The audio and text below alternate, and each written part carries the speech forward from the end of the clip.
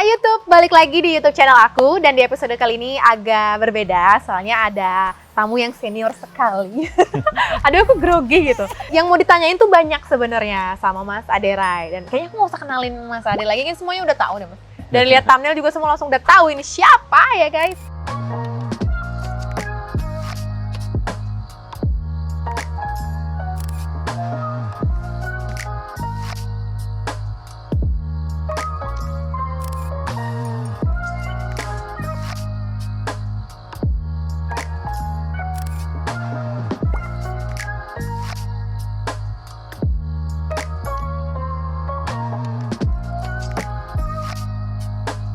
Aku tuh di poin nggak apa-apa ya? Iya, silakan. Jadi sebagian besar pertanyaan yang masuk adalah itu soal berat badan stuck. Dan aku udah bahas sebenarnya sering kalau berat badan stuck itu normal, itu proses adaptif thermogenesis segala macem. Tapi banyak dari teman-teman yang nonton video aku, meskipun udah paham, tapi banyak yang stres gitu. Gak bisa terima aja gitu, ngerti sih ngerti itu normal, tapi kayak nggak mau tahu gimana caranya. Nah ini kita harus gimana? Terutama untuk orang yang dia udah kalori defisit, udah nyampe mentok minus 500, udah weightlifting juga 3-4 kali seminggu, udah kardio, udah hit kardio, udah jalan, udah intermittent fasting, pokoknya udah nih dicobain semua belas, tapi masih stuck, kita harus gimana? Ya, jadi mungkin saya jawabnya dari angle yang berbeda aja ya. Tapi memang pada kenyataannya sesungguhnya memang kalau kita berbicara biologi itu pendekatannya memang sifatnya tidak reduksionis, artinya non-linear gitu. Artinya kadang-kadang banyak faktor-faktor lain yang berpengaruh. Makanya kenapa saya katakan sehat itu bersahabat dengan pertemanan hati, sakit bersahabat dengan perlawanan hati. Nah, alasannya karena badan kita terlalu cerdas untuk dibohongi. Setuju. Nah, jadi segala sesuatu yang kalau misalnya kita lakukan dengan susah hati atau dengan ada nuansa keterpaksaan, nah pada saat itulah badan dia terlalu cerdas untuk menciptakan ya tadi. Jadi kayak barrier atau hal-hal yang akhirnya justru malah menjauhkan kita dari apa yang kita mau. Bayangkan berdasarkan statistik ya teman-teman, itu 95% orang yang berdiet kan semuanya gagal gitu. Iya. Jadi artinya gagal itu kan artinya mayoritas. Iya. Jadi kalau sampai kita bisa berhasil dikit dan tidak gagal itu berarti kan udah bagus banget gitu. Ketika kita out of shape gitu, jadi shape-nya benar-benar out banget gitu. Dari out banget untuk menjadi nggak terlalu out itu, level of difficulty atau tingkat kesulitannya kan sebenarnya lebih rendah. Tapi semakin kita dekat dengan badan yang lebih ideal, otomatis tingkat kesulitannya menjadi lebih tinggi. Aku ngalamin juga, Ya pasti gitu. Nah, jadi sebenarnya kita terima aja sebagai sesuatu yang menjadi sebuah kewajaran yang tadi Julia katakan. Badan kita itu memiliki yang namanya respon tubuh terhadap situasi tertentu. Misalnya, tapi gimana sih kok saya udah latihan keras, sudah diet ketat, sudah apa kok nggak jadi-jadi? Nah, berarti kan kita stres kan gitu ya. Nah, ketika kita stres berarti artinya kita menciptakan otomatis tubuh merespon dengan kehadiran si kortisol. Badannya ngambek gitu. Iya. Nah, otomatis terjadi yang namanya perlawanan hati tadi. Nah, itu kan tadi. Nah, perlawanan hati itu direpresent oleh si kortisol tadi sebagai si hormon stres yang hadir. Nah, ketika hormon stres hadir, otomatis badan membutuhkan tenaga yang lebih banyak. Dan ketika badan membutuhkan tenaga yang banyak, badannya nanti bilang gini, lihat tuh misalnya siapa nih, tuh lihat tuh si Cindy stres tuh, kasihan, kata badannya, kasihan ya dia si Cindy stres. Badannya akan bilang apa? Badannya akan bilang, ya udah yuk kita naikin gula darahnya. Dan berarti dia kan capek nanti kalau stres. Nah, kalau capek berarti kan tenaganya turun.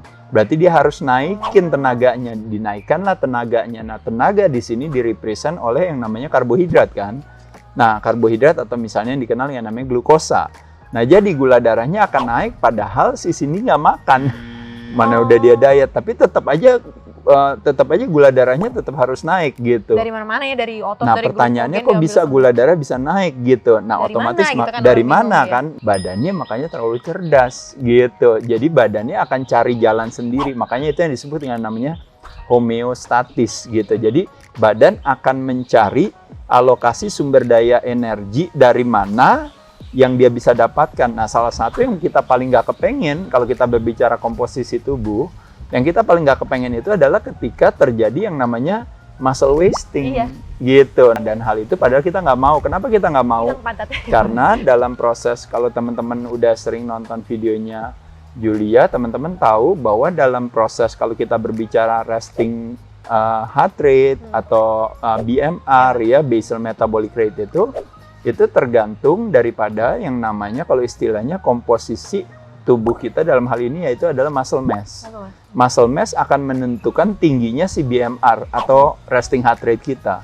Semakin ototnya kurang, metabolismenya semakin lambat. Jadi akhirnya kita dwelling dengan sikap yang sama. Jadi teman-teman kan udah berhasil nih turun nih berat badan turun.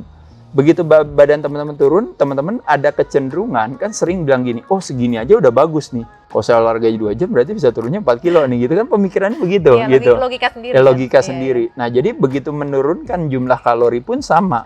Jadi kita bersedia, saya turunin lagi kalorinya. Nah problemnya dengan badan adalah ibaratnya badan itu setiap hari kita harus menginstruksikan. Nah, makanya kenapa di sini juga yang menjadi tantangan adalah ketika problemnya sama restriction calories gitu. Jadi restriction calories itu kan sebenarnya kalau pilihan kata itu mempengaruhi rasa gitu.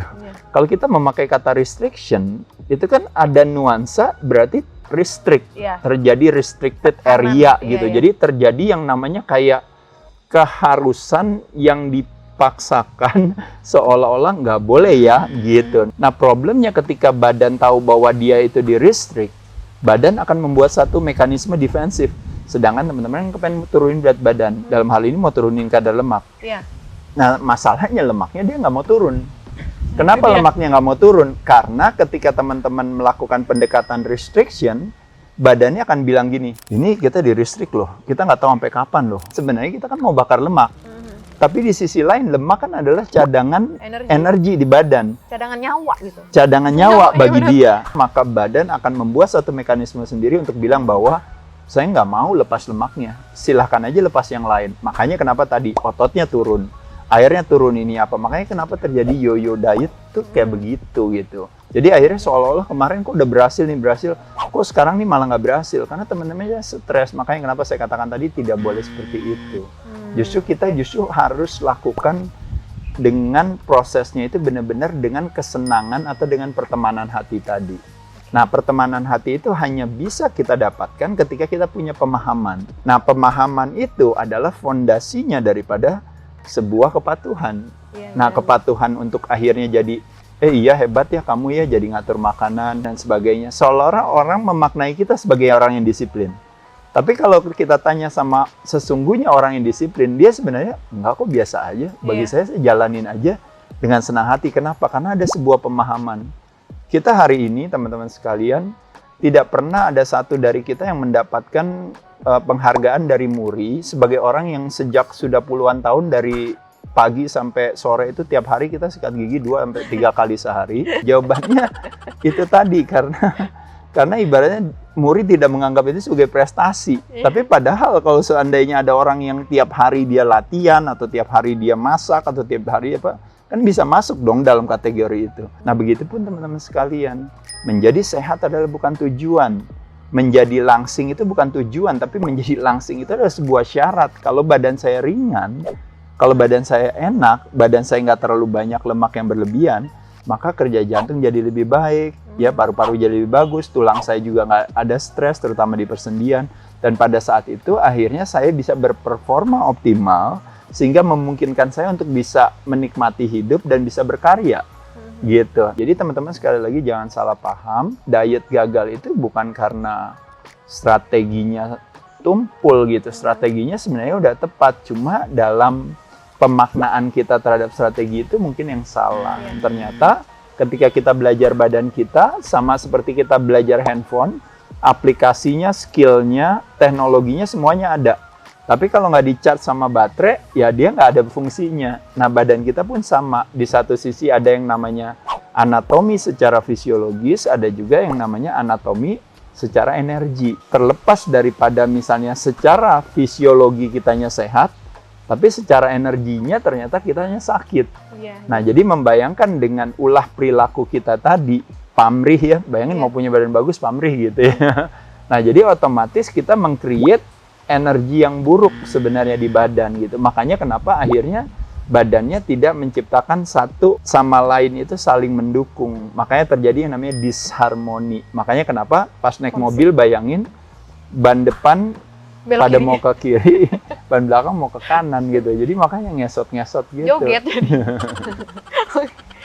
Jadi ya gitu guys, Ya. berarti emang bener ya.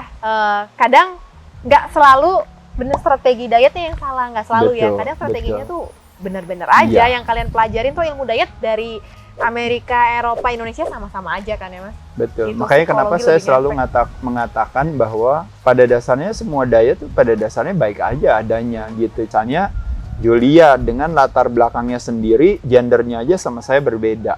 Mungkin umur juga berbeda, mungkin komposisi tubuh juga berbeda dan sebagainya. Kebetulan kita punya sakit yang sama, ceritanya namanya misalnya pilek gitu, atau namanya batuk, atau namanya flu gitu ya. Nah otomatis obat yang diberikan kepada Julia dan obat yang diberikan kepada saya, pasti secara mulai dari bisa jadi faktor jenisnya, bisa jadi penyajiannya, bisa jadi Jumlahnya. timingnya, frekuensinya maupun dosisnya pasti berbeda. Karena kalau disamain, nanti salah satu nanti akan ada yang Kejang-kejang. istilahnya mengalami Side effect. konsekuensi terhadap dampak samping tadi. Gitu. Makanya kenapa teman-teman sekalian, yuk dalam pendekatan diet kita, dalam pendekatan latihan kita, yang harus bisa mengenal diri kita adalah kita sendiri. Jadi makanya kita mesti sesuaikan. Sebenarnya nggak boleh kecil hati gitu. Kalau seandainya misalnya ada yang something wrong gitu, kok nggak turun ya beratnya. Yang penting kejujuran aja, kita evaluasi aja. Iya, iya. Evaluasi itu kalau istilahnya namanya self-investigasi. 4 elemen diet itu kalau menurut saya penting, boleh dijadikan sebagai salah satu panduan. Karena itu berpengaruh terhadap respon di dalam tubuh. 1 sumber, 2 penyajian, 3 jadwal atau timing, dan keempat adalah jumlah dosisnya. Nah, jadi kalau kita ngomongin kalori defisit, surplus, kita ngomongin jumlah. Kalau kita ngomongin sumber, kalau bisa proses fooding, jangan ada yang GMO atau misalnya pestisida, kalau bisa yang organik dan sebagainya, kita ngomongin sumber. Dan juga dalam hal jadwal. Nah, salah satu kalau kita berbicara jadwal, intermittent itu gitu. Pada dasarnya kita sudah melakukan intermittent itu, cuma kebanyakan dari kita adalah, iya saya juga kadang makan, kadang nggak makan. Jadi setiap 1 jam gitu, habis makan saya nggak makan gitu. Nanti sejam lagi saya makan lagi gitu. Jadi sebenarnya intermittent fasting gitu juga, cuma durasinya terlalu kedekatan. Nah sekarang kita belajar gimana caranya supaya durasinya boleh sedikit lebih lama. Nah jadi ketika kita berhenti makan, kurangin makan, kok mendadak kualitas kesehatan kita meningkat. Nah kan itu kan sebenarnya unik. Iya. Kalau kita boleh jujur, sebenarnya kan bodoh banget seharusnya gitu. Oh berarti yang saya masukkan berarti lebih banyak toxicity dong, racun, daripada yang harusnya memberikan kekuatan kepada kita. Jawabannya ya iya. Memang. Gitu. Iya, jadi makanya kenapa ada istilah orang bilang mulut kita adalah sumber kesehatan, tapi juga tampaknya lebih banyak menjadi sumber kesakitan. Aduh, padat banget guys. Tuh, jadi buat kalian semangat terus ya. Karena semua orang yang diet pasti akan punya struggle, entah itu dari psikologi, entah itu dari budget, waktu. Mungkin orang yang kerja stres, ngatur waktu antara mau masak aja susah, segala macam. Sering-sering nonton video motivasi, karena aku sering banget bilang kalau suksesan diet itu nggak akan bisa tercapai kalau kondisi psikologi kita juga nggak healthy. Mental health sama goals kita untuk capai berat badan ideal itu kayak harus satu tim yang kompak gitu, yang tadi kayak Mas Aderai bilang. Makasih banyak ya Mas. Thank you Julia. Makasih. Dan kebetulan Makasih, aku record teman-teman. di sini di gymnya Mas Ade yang di Bali. Nanti aku kasih lihat view di dalamnya kalau kalian penasaran dan kalian lagi di Bali pengen nge-gym bingung di mana. Keep watching. Thank you.